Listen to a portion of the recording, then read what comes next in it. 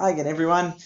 This little presentation is some awesome information that was provided to us by Robin Hucker from GV Health, the Child and Adolescent Mental Health Service, with some tips for starting our kids back at school.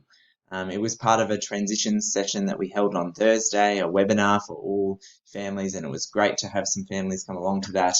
But we really wanted to share these few slides with everyone, because there's some really wonderful tips in here. So I'm going to quickly run through them now. I'm sure I won't do nearly as nice a job as Robin, but please take the time to read them. And if you have any questions, please reach out to the school, or contact myself or any of our wellbeing team to have a chat about them. So this one is all about if children are feeling worried about coming back. Obviously, there's going to be lots and lots of excitement. There's going to be lots of kids wanting to see their friends. There's going to be lots of kids wanting to see their teachers. But it's completely understandable that some kids might feel a little worried. And Robin has some great tips about what we do about that. And I think that first top point is really key. So our attitude as the caregivers of our kids is key to how eager they are in returning to school. If we're really worried, they're going to be really worried. So it's really important that we're really positive. We're really excited about going back to school too. So as she says, it's really important to acknowledge that it's absolutely okay to be feeling worried and confused. It's normal. And she really emphasized this next point. So ensure that lots of doctors have talked and believe it is safe for us to go back to school. It can be that simple. Just telling them that lots of doctors have figured it out and it's all good to go back is enough. We don't need to make it any bigger than that. And then lots of other great messages there to emphasize with our kids. Go to the next slide. Why isn't it going? Here we go. This has some really nice tips of things that you can do to get them ready over the next couple of days.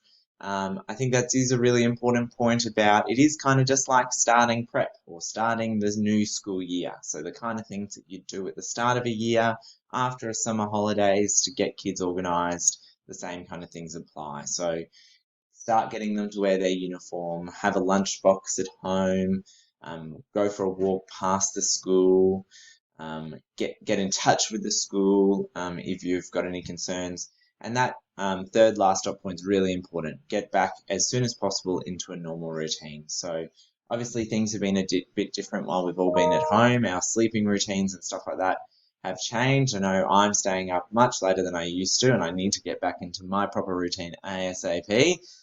So getting back to regular bedtimes and meal times.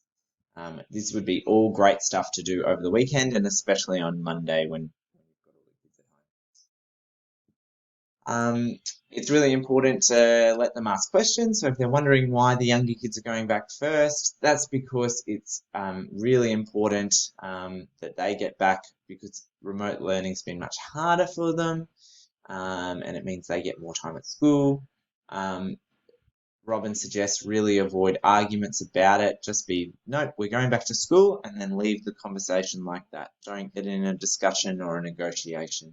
And that's that next point as well. Please avoid any bribery or elaborate rewards because that will just make it harder.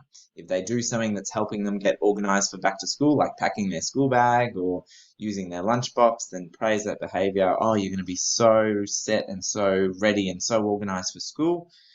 But avoid giving any elaborate rewards.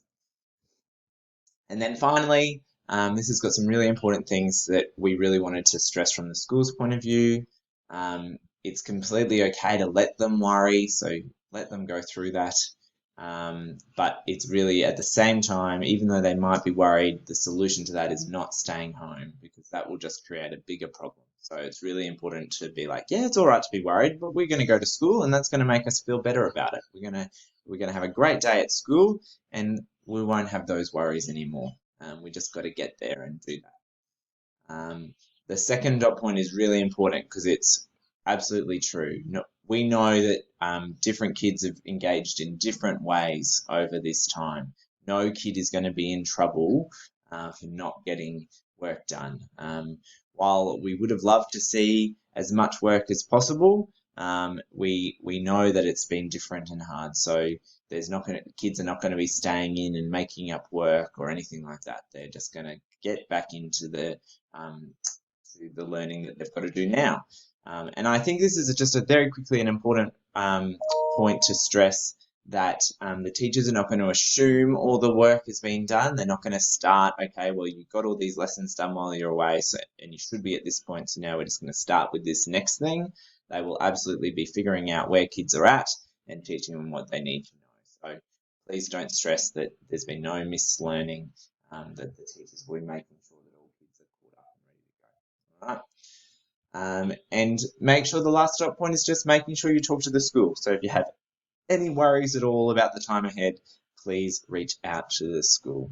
Thanks, everyone. You're going to do an awesome job of getting all of our kids back here on Tuesday.